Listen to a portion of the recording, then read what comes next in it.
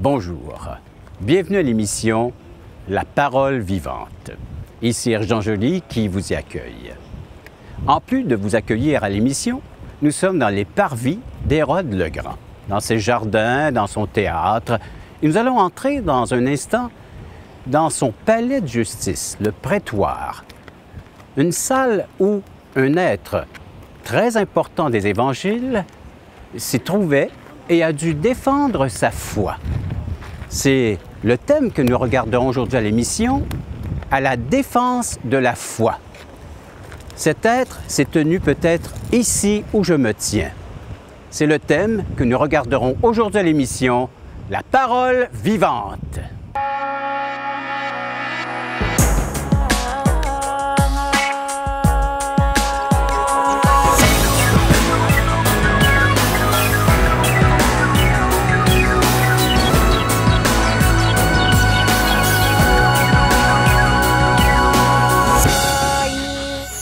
Ouais, je suis en train de lire le récit de l'apôtre Paul, fort intéressant. Il va de cour en justice, Jérusalem. Il est maintenant en train de faire un appel à aller à César, à partir de Césarée. Tu peux nous en parler, Jean-Pierre? Ce que je pourrais dire, c'est que cette époque, cet événement s'est produit exactement ici où on est. On est dans l'enceinte, selon les archéologues qui ont déterré ici à Césarée, ce serait l'endroit, le prétoire de l'époque, où l'apôtre Paul en a appelé à César. On sait que Paul avait comme un grand privilège à l'époque, il était citoyen romain. C'était pas tout le monde qui avait ce privilège-là. C'était vraiment une carte à jouer.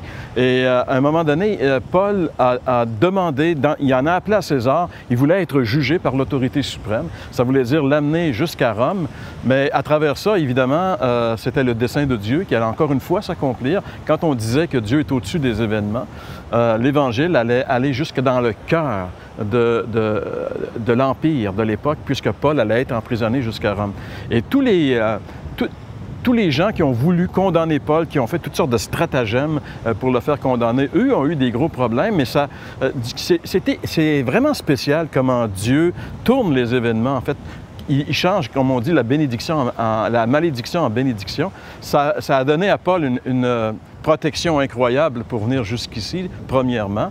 Et deuxièmement, ça a permis à Paul aussi de pouvoir annoncer l'Évangile aux autorités politiques de l'époque. Il a prêché l'Évangile à ces gens-là qui étaient les rois.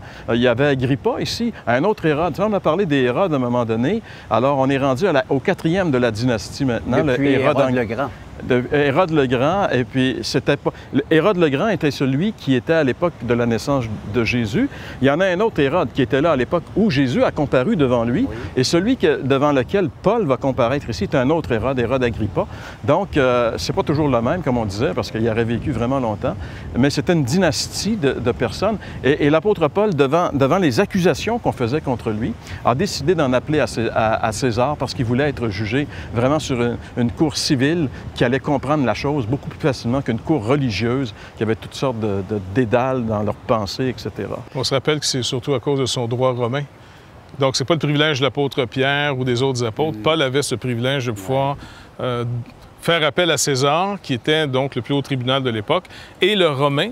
Paul était finalement de citoyenneté romaine, donc le Romain avait des privilèges. Il était protégé. Par exemple, il n'y avait pas de crucifixion pour un Romain, ainsi de suite. Donc, Paul va contourner ou se sauver, finalement, si on peut dire, de ces gens qui essaient, à partir d'Israël, de le faire mourir. Parce qu'il y avait eu justement un complot contre lui. Hein? Absolument. Il y avait, je pense, 40 personnes qui s'étaient engagées à jeûner pour tuer Paul pendant son voyage ici. Et son neveu est venu au courant de la situation, il est allé avertir l'autorité, c'est ça qui lui a donné toute cette protection pour le conduire jusqu'ici. Mais à partir d'ici, ce qui est intéressant pour nous, nous tenons à l'endroit même où l'apôtre Paul a fait cet appel à César. C'est ici que ça s'est... C'est assez impressionnant de savoir qu'on se tient là où l'apôtre Paul s'est tenu en train de défendre la foi. Absolument, oui, oui. Et ça nous rappelle encore une fois que notre foi repose sur des événements historiques. Donc, ce n'est pas une expérience mystique. C'est vraiment des faits historiques, des lieux, un pays. On est dans un endroit, encore Césarée, où c'était finalement la capitale romaine de la Judée. Un lieu où est-ce que, bon, derrière nous, on ne le voit pas, mais derrière nous, il y a le lieu, finalement, où il y avait les courses de chevaux. Il y avait derrière nous, ici, le palais de Hérode, hein, qui, lui, venait, ben, c'était le plus gros de ses palais, mais c'est un petit peu son VIP, là, tu sais, very important person. Ses jardins. Puis le PR. Oui, mais c'était un endroit... Oui, c'était un politicien, hein? Oui. Et puis, finalement, Paul fait appel ici, et d'ici, il va passer un certain temps en prison. Oui. Hein, parce qu'il était déjà prisonnier, donc, à Certains estiment qu'il aurait peut-être passé 2 ans en prison ici, à Césarée. Et comme on est dans le port, évidemment, c'était pas difficile pour le mettre sur le bateau pour qu'il puisse quitter vers Rome. Et on connaît les histoires, l'aventure incroyable qu'il va vivre sur la mer Méditerranée, la tempête, tout ça, pour finalement aboutir à Rome. Ouais, ouais. J'ai eu le privilège, justement, avec le docteur Djabalan et puis Alain Pajot et toute une équipe, d'aller justement à Malte, où l'apôtre Paul avait fait naufrage. On avait invité beaucoup de pasteurs puis des évangélistes de l'Afrique du Nord qui ne pouvaient pas entrer en France. Donc, l'île de Malte nous avait donné l'hospitalité pour pouvoir les inviter. Puis on a fait une conférence avec eux pour écouter leurs témoignages, tout ce qu'ils vivaient. Parce que c'est pas quand même évident pour ces hommes, ces femmes de Dieu en Afrique du Nord.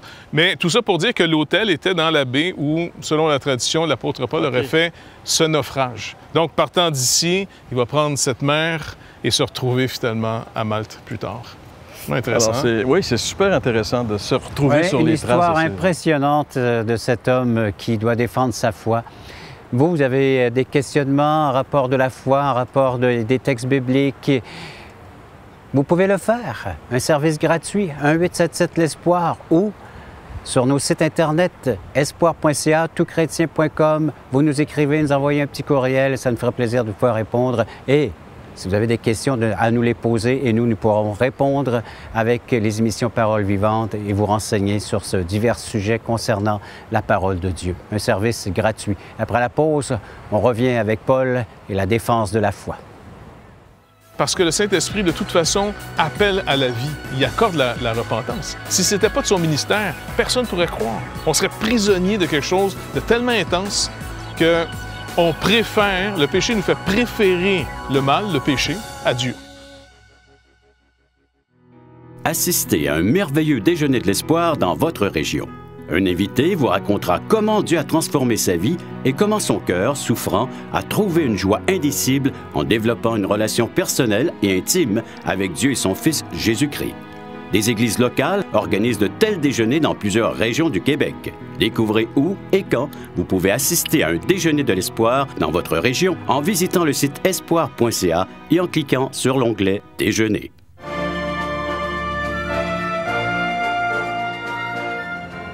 Paul est arrêté. Il y a des accusations concernant certains faits, certains gestes que lui continue à nier. Mais il y a un verset que j'aimerais vous faire ressortir dans Acte 23, le verset 11, alors qu'il s'apprête à se rendre vers Césarée pour poursuivre sa route jusqu'à Rome. La nuit suivante, le Seigneur apparut à Paul et dit « Prends courage, car de même que tu as rendu témoignage de moi dans Jérusalem, il faut aussi que tu rendes témoignage dans Rome. » Paul est en train de suivre un itinéraire non choisi par lui, mais par Dieu. Oui. Et son message, comme le Seigneur le rappelle ici, commence à Jérusalem. Et rendant témoignage à Jérusalem, on pourrait peut-être s'imaginer qu'il rend témoignage face à tout ce qui représentera donc le monde religieux. La religion, même celle que Dieu avait installée, on pourrait dire, par Moïse en Israël, une religion officielle, mais qui était toujours des promesses. Donc on vivait dans la foi de ce qui devait venir. Ce qui devait venir est venu, donc Jésus-Christ est venu accomplir les promesses, mort sur la croix du Calvaire pour payer finalement en rançon pour nos péchés, et il est ressuscité. La bonne nouvelle est annoncée. Maintenant, le monde religieux qui représente, on va dire, les Juifs, refuse ce message. Parce que c'est comme une défaite. Donc, comment celui qui est le béni de Dieu finit maudit sur une croix? Et c'est dans le sens, encore une fois, ça confronte toute l'idée, l'idéal qu'on se fait. Et Paul reçoit beaucoup de persécutions, c'est pour ça qu'il se retrouve devant un tribunal, il a été accusé, et puis de toutes sortes de choses. Bref, il doit comparaître maintenant, le Seigneur l'envoie à Rome. Et c'est intéressant de savoir que Rome maintenant typifie tout le monde politique et puis gouvernemental, l'État. Donc la religion et l'État sont deux pôles fondamentaux dans toutes les sociétés. Et là, on sait que Rome va aussi rejeter le message. Paul va résumer en disant un scandale pour les Juifs, donc pour le monde religieux, c'est un scandale. et une folie pour les Grecs, donc le monde de la raison, l'État, ceux qui disent, bien, écoutez, il faut avoir les deux pieds à terre pour on gère le monde.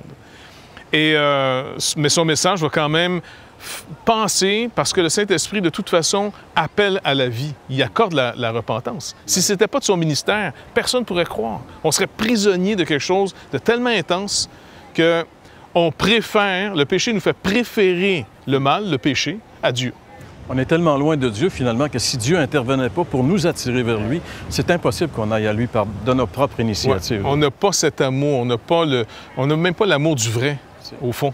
T'sais, on a l'amour de l'utile, de ce que la vérité peut rapporter, mais vraiment du vrai. Ça me rappelle l'histoire, là, justement, le jeune homme riche qui vient vers Jésus et qui l'appelle « bon maître ». Et on se rappelle que le Seigneur lui répond en disant « Pourquoi m'appelles-tu bon? Un seul est bon. » Et pour nous, c'est un scandale de penser que notre bonté n'est pas reconnue. Un seul est bon, Dieu. L'apôtre Paul est en train de rappeler à tout le monde « Un seul est bon. » Et celui qui est bon, le seul, nous a donné son Fils unique afin que quiconque croit ne périsse point. Mais en dehors de tout ça, Paul est en train littéralement de rentrer un message qui détruit toute autre sorte de justice que celle que Dieu donne par Jésus-Christ. C'est un constat radical quand même. Hein? Je veux dire, il n'y a pas comme d'espace de réserve un petit peu. Là. Et lorsqu'il dit, l'apôtre Paul lui-même, dans cette lettre qu'il écrit aux Romains, lorsqu'il dit « Nul n'est intelligent, nul ne cherche Dieu. » Oui, c'est assez radical. Tu sais, il y a des gens, il y a des gens qui s'imaginent « Ah ben moi, je recherche Dieu, moi, je suis à la recherche de Dieu. » Comme si, regarde... je ne fais pas partie de cette catégorie-là. Mais la Bible, tu sais, le point de vue de Dieu, c'est que nul n'est intelligent, nul ne cherche Dieu. C'est en dehors de la possibilité et même de la capacité de l'homme. La chute, la séparation avec Dieu, c'est incroyable comment ça a amené l'homme loin de Dieu. Si Dieu ne fait pas un effort pour aller le rechercher, c'est un peu comme Adam, tu sais, je veux dire, Adam se cachait, il fuit à Dieu. C'est la fuite continuelle, c'est Dieu qui court après pour aller le chercher. Et je pense que tous ceux qui expérimentent la grâce de Dieu, c'est parce que Dieu s'est mis à leur rescousse, finalement. Ah oui, exactement. Parce que la source de la motivation que la plupart d'entre nous possédons, ou on est possédé par, c'est la honte. On oublie que le péché, le premier effet que le péché produit dans nos vies, c'est pas la culpabilité, mais d'abord la honte. Et la honte, c'est le manque. On est comme en manque, l'homme se cache, c'est pas assez juste, il nous manque quelque chose, donc c'est vraiment quelque chose en tout cas, qui déstabilise les gens. Donc, les gens font tout pour paraître justes, pour bâtir ce voile, pour se cacher. Mais en même temps, cette justice qu'on bâtit prouve qu'on l'a perdue. On est obligé de la bâtir. On essaie d'en reconstruire une pour être accepté et acceptable, même les uns envers les autres. Personne commence à l'aise dans une relation à cause de la honte, cette nudité. Et le message de l'Évangile démolit d'un coup sec toute cette structure qu'on a mis des années à construire. Alors, c'est pas étonnant que Paul, qui annonce ce message-là avec tout son cœur, toute sa fougue, à un moment donné, se retrouve dans le trouble continuellement. Tu sais, je veux dire, il n'allait pas vraiment avec la douceur. Il allait avec la vérité, tu sais, je veux dire, c'est ça que ça fait. Exactement, oui. Donc, le message est encore le même aujourd'hui. Absolument. Cause des problèmes à plein de nos frères et sœurs dans le monde entier. On est encore privilégiés dans nos sociétés d'avoir finalement bénéficié des avantages de l'Évangile. Ça a produit une société qui favorise le droit des individus, même des plus faibles. On l'oublie, ça, c'est un héritage qui vient de l'Évangile. T'sais, si le roi lui-même, le roi des rois, le Seigneur Jésus-Christ, s'est soumis à la loi de son Père, ça a amené finalement nos sociétés, les grands de ce monde, d'être obligés eux-mêmes, de ne pas être au-dessus de la loi, mais d'être sous la loi eux-mêmes. Voilà. Et que la loi devienne roi sur, au fond, nos sociétés. Peut-être on est en train de le perdre parce qu'on perd aussi cette notion que Dieu nous fait reconnaître ces choses. Et ça, c'est un drame. Mais de toute façon, pour revenir à Paul, ici devant un tribunal, devant la loi romaine, il va utiliser tous les moyens qu'il a, pas pour sauver sa vie, mais encore une fois, d'amener son ministère plus loin. Ah, peut-être la honte, la culpabilité vous ronge à l'intérieur. Vous essayez par toutes sortes de bonnes œuvres d'apaiser ce cœur. L'Évangile vous est présenté. Acceptez cet Évangile. Comment? Écrivez-nous, faites-nous savoir ce qui se passe présentement chez vous, dans votre être, dans votre famille, dans votre vie, dans votre milieu de travail. Partagez-nous ces faits que vous êtes en train d'expérimenter. Peut-être vous commencez à découvrir l'Évangile. Vous aimeriez peut-être en avoir une portion tout à fait gratuite. Appelez-nous à 1-877-l'Espoir ou écrivez-nous à espoir.ca, toutchrétien.com, service gratuit. Bénéficiez-en pleinement.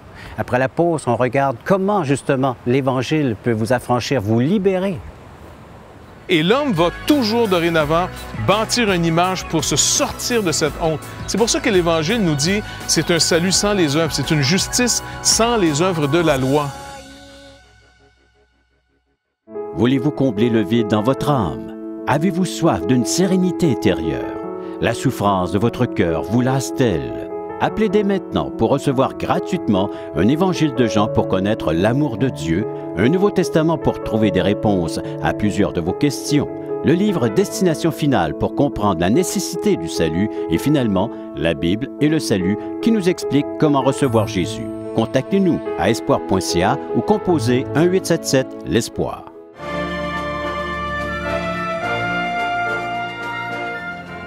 Paul, à la défense de la foi, comment y arrive-t-il à défendre cette foi? Quels sont ses arguments? Oui, c'est... Paul, je veux dire, Paul était lié. Quand il a rencontré le Christ sur la route de Damas, sa vie a pris une tournure, il ne pouvait plus s'en sortir.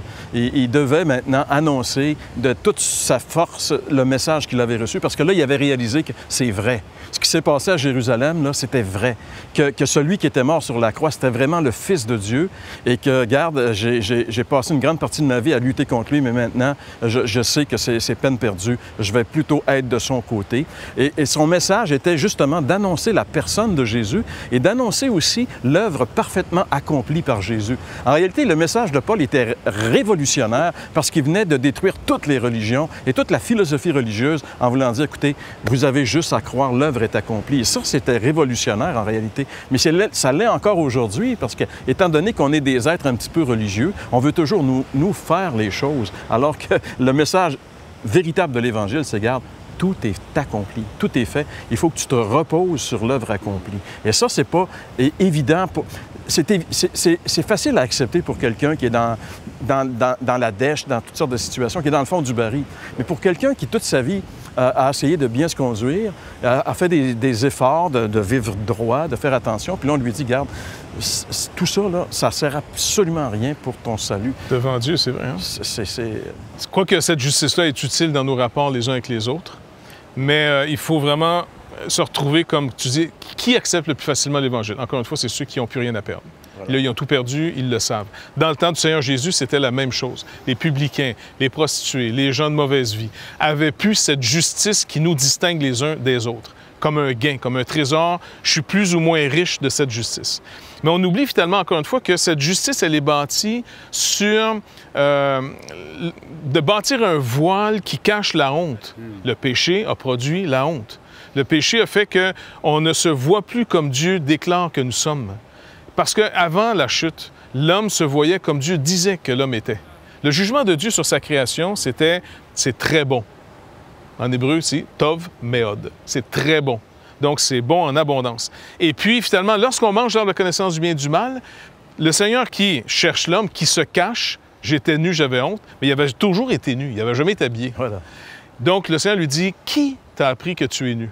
Donc, on voit ici que le Seigneur ne signifie pas, par sa question, une chose générale, comment es-tu toi-même arrivé à la conclusion que tu es nu, mais plutôt, qui maintenant parle à ma place? Qui donne maintenant les nouvelles valeurs sur lesquelles tu es en train de bâtir ta vie? Et regarde, tu as honte de ce que moi, pourtant, j'ai dit, c'était très bien. Tu as honte. Tu as honte de ce que tu es. Et l'homme va toujours, dorénavant, bâtir une image pour se sortir de cette honte. C'est pour ça que l'Évangile nous dit, c'est un salut sans les œuvres, c'est une justice sans les œuvres de la loi. Parce qu'on cherche à la couvrir, cette honte. Donc, c'est très bien d'être bon, dans le sens, soyons bons. C'est avantageux pour nos rapports les uns avec les autres. Mais quand on veut présenter cette justice devant Dieu, on est encore en train de dire « je suis séparé de toi ». Parce qu'on est encore dans l'autonomie, on est encore séparé de Dieu. Christ vient vers nous et il dit « je serai ta justice maintenant ». Donc, tu dois apprendre à vivre d'une justice qui n'est pas la tienne, une justice étrangère. Et ça, c'est pas facile pour nous parce qu'on aime contrôler la situation. Nous contrôlons les relations. Même des gens très gentils, il y a toutes sortes de motivations derrière ça. Pas vrai? On peut être étrange un peu, non? Et le Seigneur va dire, OK, maintenant j'ai fait un nouveau chemin. Je suis ta justice. Si tu acceptes que je suis ta justice, que tu acceptes que je te pardonne, que j'ai donné mon Fils en rançon pour toi, il reste juste à accepter, recevoir, même accepter est encore trop fort. C'est trop la volonté, OK, moi je le veux. Voilà, c'est bien plus encore, OK, j'ai plus le choix. C'est des mains vides qui acceptent ce que Dieu offre. C'est ça. Paul n'a pas dit, OK, moi je veux bien. Ouais. Le Seigneur a dit, écoute, il tirait Dieu de faire un pas de plus si tu veux pas mourir.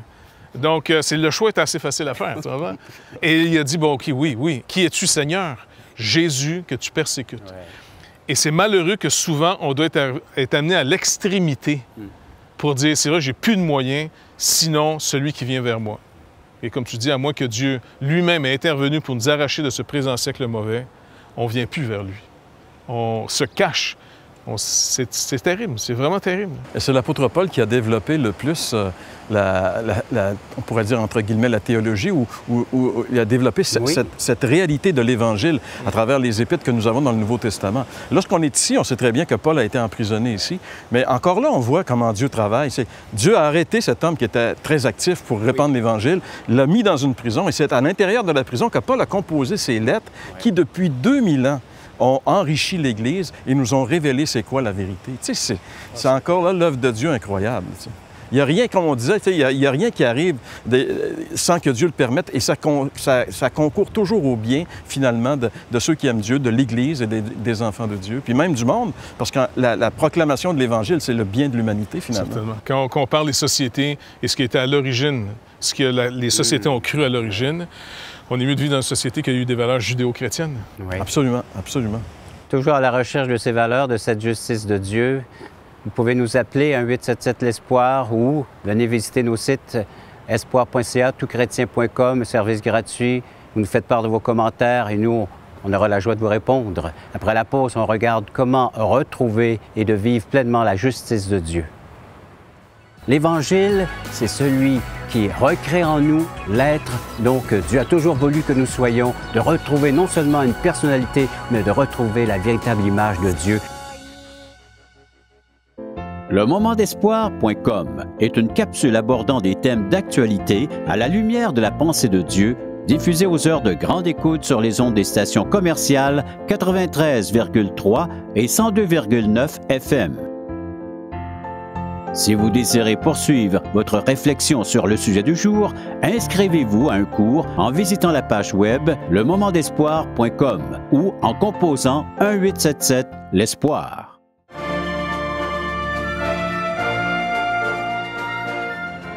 Comment retrouver cette justice et comment vivre de la justice de Dieu?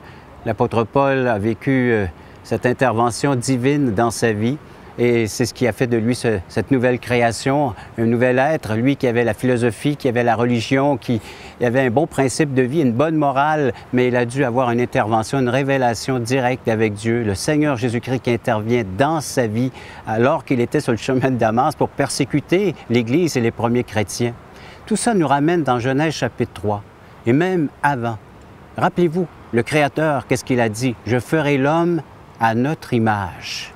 Parlant de ce Dieu trinitaire, faisons l'homme à notre image. Et Genèse 3, c'est le péché, la rébellion, la révolte contre le Créateur. On perd cette image et on essaie de la retrouver. On essaie de la retrouver dans des idoles, de la retrouver chez les politiciens, de la retrouver peut-être dans la religion. On essaie de... Et notre image, on la cherche continuellement. Qui sommes-nous? Qui peut me donner un sens à ma vie? De retrouver cette image. Et l'Évangile est la réponse, la solution. Comme l'apôtre Paul, comme nous aujourd'hui, pour retrouver une image d'être juste, d'un homme et d'une femme juste, c'est la personne de Jésus-Christ. Paul a expliqué maintes et maintes fois que pour retrouver l'image que nous avons perdue, nous avons besoin d'être habités par Jésus-Christ, l'être juste, l'image parfaite. Celui qui a dit, celui qui m'a vu a vu aussi le Père. Celui qui me connaît connaît aussi le Père. Je suis la vérité. Je manifeste cet être, cette sainteté, cette pureté. Et elle peut habiter en vous par le simple fait de le recevoir par la foi et de retrouver cette image parfaite de l'être humain et de pouvoir devenir, comme l'apôtre Paul, une nouvelle création qui veut tout simplement faire connaître son Sauveur, son Seigneur, en toutes circonstances, en toute situation, toute occasion. Même dans les moments les plus difficiles, c'est de faire connaître cette foi, cette relation qu'il avait avec Jésus-Christ. À vous maintenant de pouvoir retrouver l'image parfaite, de retrouver l'être juste que Dieu a recréé en vous par l'entremise de son Fils Jésus. C'est possible aujourd'hui d'être déclaré juste basé sur un fait qui s'est produit il y a plus de 2000 ans lorsque Jésus-Christ est venu porter votre péché, subir la peine de vos péchés sur la croix, ressusciter, remporter la victoire et maintenant d'imputer, de mettre sur votre compte cette justice et en habitant en vous. L'Évangile, c'est celui qui recrée en nous l'être. Donc, Dieu a toujours voulu que nous soyons, de retrouver non seulement une personnalité, mais de retrouver la véritable image de Dieu et de vivre maintenant et manifestant la justice de Dieu. Voilà le message de la foi, le message de l'Évangile, le message que vous pouvez vous aussi accepter et vivre, expérimenter à l'instant même si vous ouvrez votre cœur, dites « Oui, je suis un être pécheur. Oui, cette image, je la recherchais. » dans des valeurs quelconques, dans la religion peut-être, dans une pratique, mais de la retrouver par une simple foi, une simple confiance en la personne et l'œuvre de Jésus-Christ. C'est faisable maintenant, car cela vous est offert tout à fait gratuitement, et c'est Dieu qui vous offre de devenir aujourd'hui un être juste et parfait, et qui sera présentable devant Dieu pour l'éternité. Quelle bonne nouvelle, mes amis! Hein? Merci de votre participation à l'émission et faites-nous part de votre décision. Écrivez-nous, appelez-nous, les coordonnées sont à l'écran et profitez pleinement de cette invitation qui ne vient pas seulement de nous, mais de celui qui vous a créé et qui veut vous retrouver en tant qu'enfant de Dieu, un enfant de lumière, un enfant qui lui appartiendra pour l'éternité et de manifester sa justice dans votre quotidien.